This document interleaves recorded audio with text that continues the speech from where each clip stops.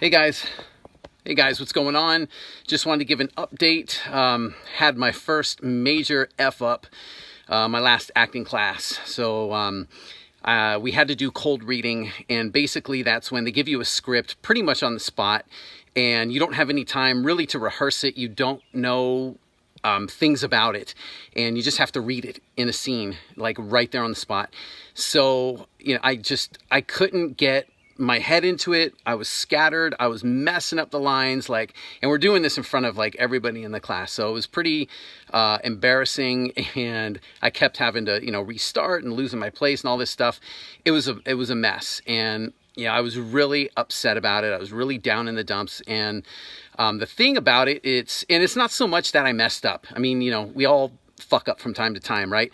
But there's kind of an important lesson in there, and the real thing with me was that I didn't practice cold reading.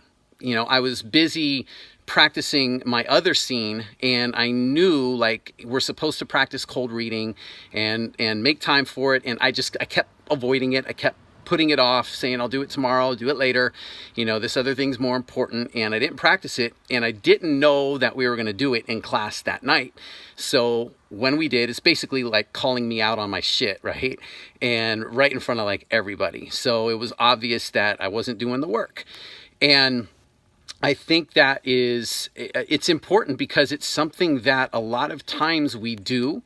We avoid things that we pretty much parts of ourselves in a way. We ignore things, we deny, we repress, and we disown aspects of ourselves, parts of ourselves that sometimes we're afraid to face. Sometimes we don't like them. They make us uncomfortable.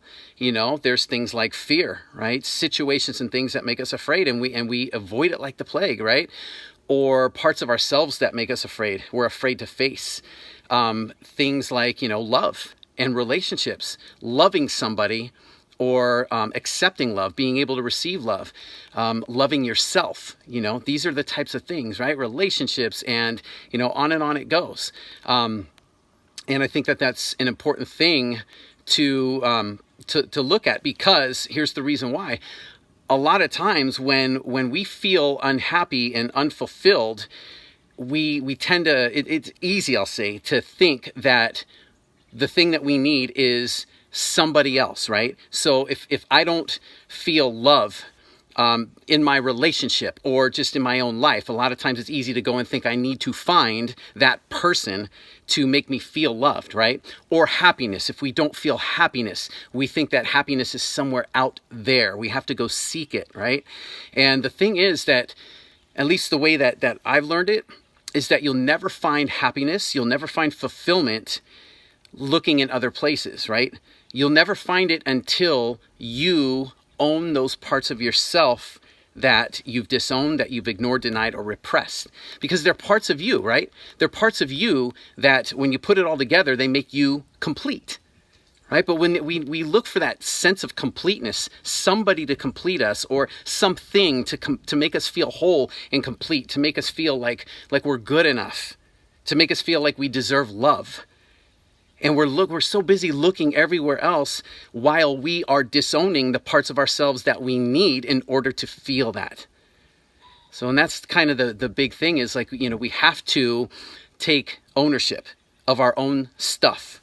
Take ownership by owning your shit, right? That means that we've got to be accountable. That means we have to be responsible for re-owning, for taking back and facing those parts of ourselves that we've ignored, denied, repressed, and disowned all this time.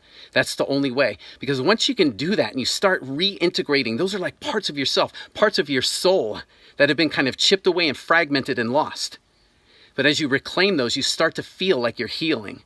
And that's the stuff that is going to bring you the happiness and the fulfillment and the love and everything else that you're looking for. So, hope that makes sense. I'm practicing now my cold reading. I put big, bold notes on my whiteboard now, wrote it in big fat letters, so it reminds me every day now to do my cold reading. Why? Because I'm not going to ignore it. I'm not going to, avoid it, right? I've got to face it. I've got to face that part of myself that I'm running from, that doesn't want to do the cold reading and do the work I need to do to, be doing, have what I want. So that's about it. Anyway, just wanted to update that, and hope that this helped and that you got something from it. In the meantime, I'll be back next time and give you another update. Take care, have faith, follow your heart, and trust yourself.